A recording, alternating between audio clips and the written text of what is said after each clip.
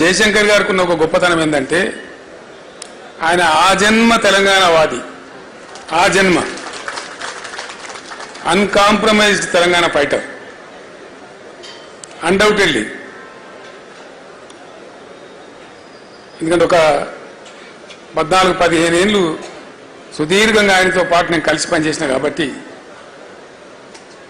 అనేక సందర్భాలలో ప్రయాణంలో కావచ్చు, ప్రస్థానంలో కావచ్చు, చర్చలలో కావచ్చు, ఎంత గొప్పవాడు ఆయన అంటే ఈ టైంలో నేను ఆయన స్మరించుకోకుండా ఉండలేను.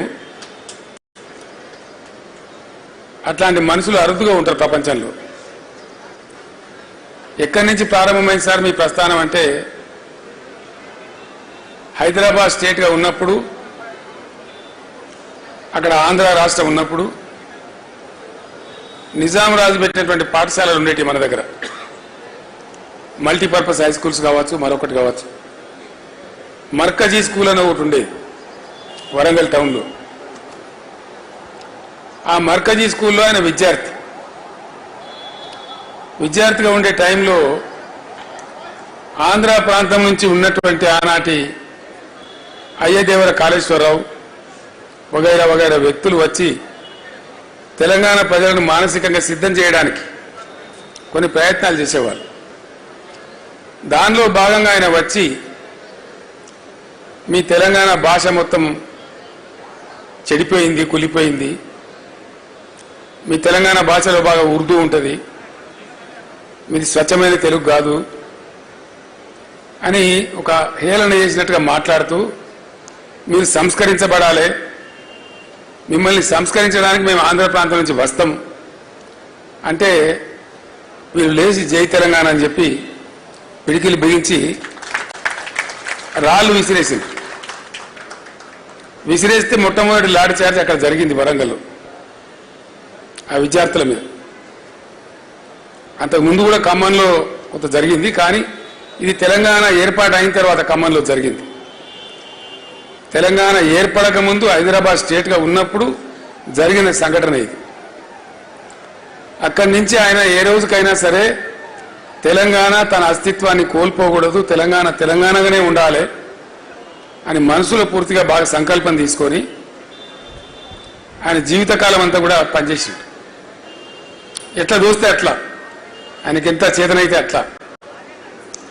ఆనాడు ఉన్నటువంటి ముఖ్యమంత్రి బ్రహ్మానంద రెడ్డి గారు స్వయంగా పిలిచి బెదిరిస్తే కూడా నేను ఊసి చేస్తామంటే చేయండి సార్, మీ చేతిలో అధికారం ఉంది, నేను మాత్రం తెలంగాణ పందా వీడే ప్రశ్నే లేదు అని చెప్పి నిలబడ్డ దీశాలు. అట్లా ఇంక అనేక సందర్భాలు, అనేక బెదిరింపులు, అనేక ఇది. ఒక తీయటి అనుభవం ఏంటంటే వారితోని, వారు ఎంత అన్కాంప్రమైజ్డ్, ఎంత రాజీ లేని పోరాట పంద ఉన్న వ్యక్తి అంటే, సరే జరిగింది, జరుగుతూ వచ్చింది, చరిత్ర అంతా జరిగింది, విలీనమైంది. విలీనం టైంలో సిటీ కాలేజ్ దగ్గర 7 విద్యార్థులను చంపేసినారు కాల్పులలో. అవన్నిటికి సాక్షి ఆయన. తదనంతరం తెలంగాణ ఉద్యమం కోసం కూడా పరితపించిన వ్యక్తి. 69లో ఉద్యమం వచ్చింది, చాలా ఉవ్వెత్తున ఎగిసిపడ్డది. చాలామంది పెద్దలు పోరాటం చేసినారు, వాళ్ళని కూడా మనం సదా స్మరణీయులు. వాళ్ళు నా ముందు కూర్చున్నారు విజయసింహారెడ్డి గారు, నల్గొండ నాయకులు.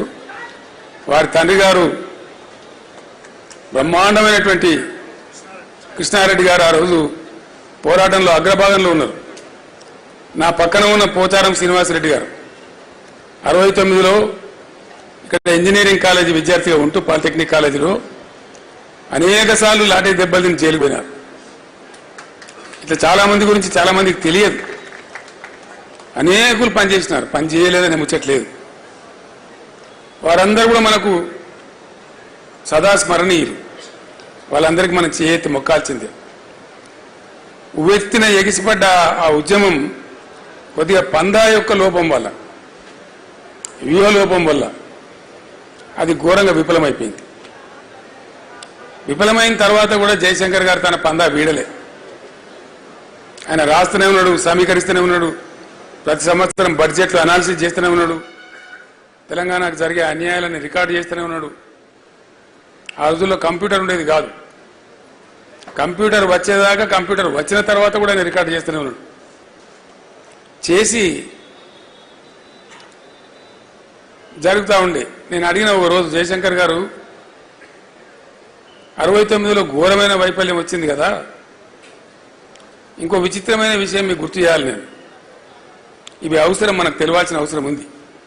మీరంతా ఈ స్టేజీ పైన కానీ కింద కానీ అతి ముఖ్యమైన నాయకులు ఉన్నారు కాబట్టి ఈ విషయం నేను మీతో పంచుకోవాలని అనుకుంటా ఉన్నా.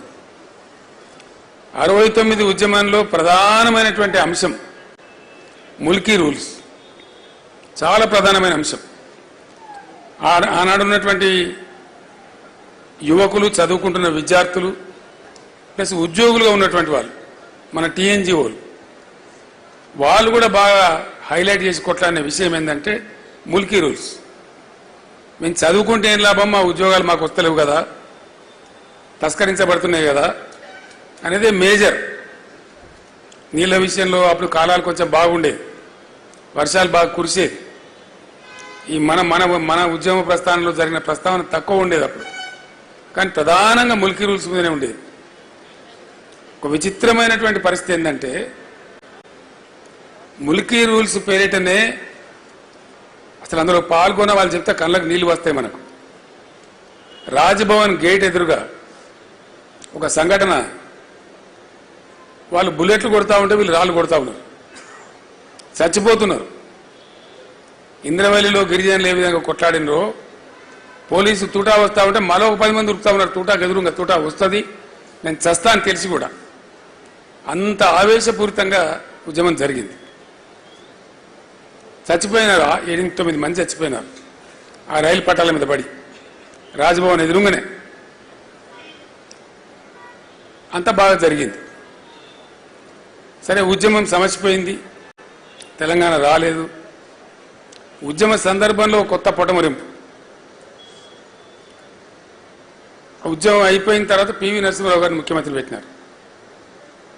పివి నరసింహారావు గారు ముఖ్యమంత్రిగా ఉన్నారు. ఆయన కూడా తెలంగాణ బిడ్డ. ఆయన 2 రాష్ట్రాలు కలవాలని ఉండే ఆయనకు పాపం విశాలాంధ్రలో ఏదో గొప్ప జరుగుతుందని ఆయన కూడా ఆశపడ్డాడు. కానీ మోసం జరిగింది, ఆయన మనసులో ఉంది. ముల్కీ రూల్స్కు సంబంధించిన అంశం పోరాటం నుంచి, ఉద్యమ రూపం నుంచి పోయి లీగల్ బ్యాటిల్గా మారి సుప్రీంకోర్టులో పెండింగ్లో ఉండే. కరెక్ట్గా 73లో పివి గారు ముఖ్యమంత్రిగా ఉండే టైంలో సుప్రీంకోర్టు తీర్పిచ్చింది తెలంగాణకు అనుకూలంగా. Mulki rules shall continue for Telangana అనగానే ఆంధ్రాలో జయాంధ్ర మూమెంట్ పెట్టింది. జయాంధ్ర ఉద్యమం పెట్టి చాలా ఘోరంగా జరిగింది. అది కూడా అక్కడ కూడా 60-70 మంది చనిపోయినారు పోలీస్ కాల్పులలో, వందలాది వేలాది మంది అరెస్టులు అయినారు. చాలా ఒక 5-6 నెలల పాటు బీభత్సంగా జరిగింది. అది కూడా మళ్ళీ ఢిల్లీ ఆ ఆంధ్ర ప్రాంతంలో జరిగిన ఉద్యమాన్ని మాత్రమే పరిగణలోకి తీసుకొని